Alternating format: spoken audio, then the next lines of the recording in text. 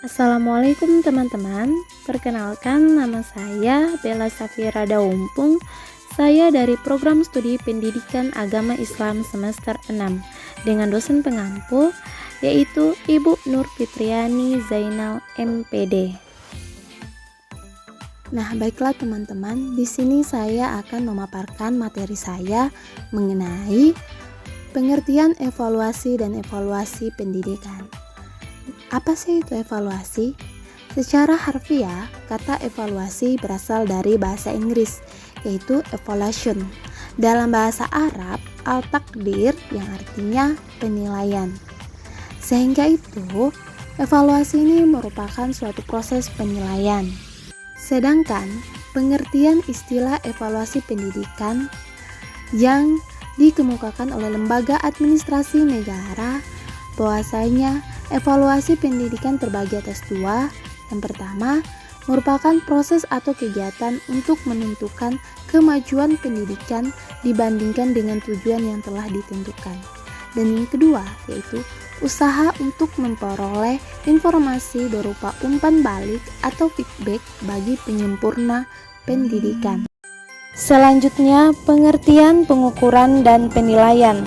Pengukuran menurut Anas Sudijono tahun 1996 dapat diartikan sebagai kegiatan untuk mengukur sesuatu dengan atau atas dasar ukuran tertentu. Misalnya mengukur suhu badan dengan ukuran tertentu. Dengan begitu, pengukuran ini bersifat kuantitatif, bahwa hasil pengukuran itu berwujud keterangan-keterangan yang berupa angka-angka atau bilangan-bilangan. Sedangkan penilaian, dalam penilaian berarti menilai sesuatu. Sedangkan menilai itu mengandung arti mengambil keputusan terhadap sesuatu dengan berdasarkan diri atau berpegang pada ukuran baik dan buruk, sehat atau sakit, pandai atau bodoh, dan sebagainya. Jadi penilaian ini bersifat kualitatif, yang hasilnya bersifat penafsiran atau pikiran. Materi selanjutnya mengenai ruang lingkup evaluasi pembelajaran dalam perspektif domain hasil belajar. Domain ini terdiri dari 3 poin. Yang pertama, domain kognitif. Domain kognitif ini pun terbagi dari 6 jenjang. Namun di sini saya hanya memaparkan 3 jenjang saja. Yang pertama, pengetahuan. Pengetahuan yaitu jenjang kemampuan yang menuntut peserta didik untuk dapat mengenali atau mengetahui adanya konsep, prinsip, dan fakta. Yang kedua, penerapan. Penerapan yaitu jenjang kemampuan yang menuntut peserta didik untuk menggunakan ide-ide umum, tata cara, ataupun metode, prinsip, dan teori-teori.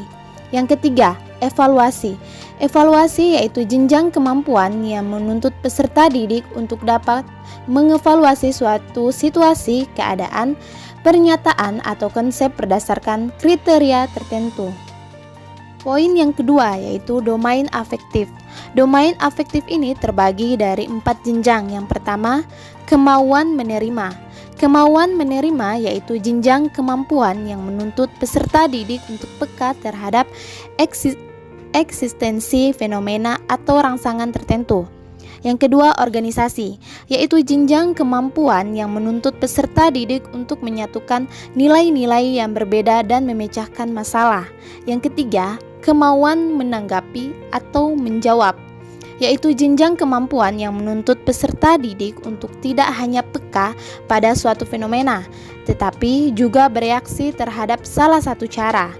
Yang keempat, menilai, yaitu jenjang kemampuan yang menuntut peserta didik untuk menilai suatu objek, fenomena, atau tingkah laku tertentu secara konsisten.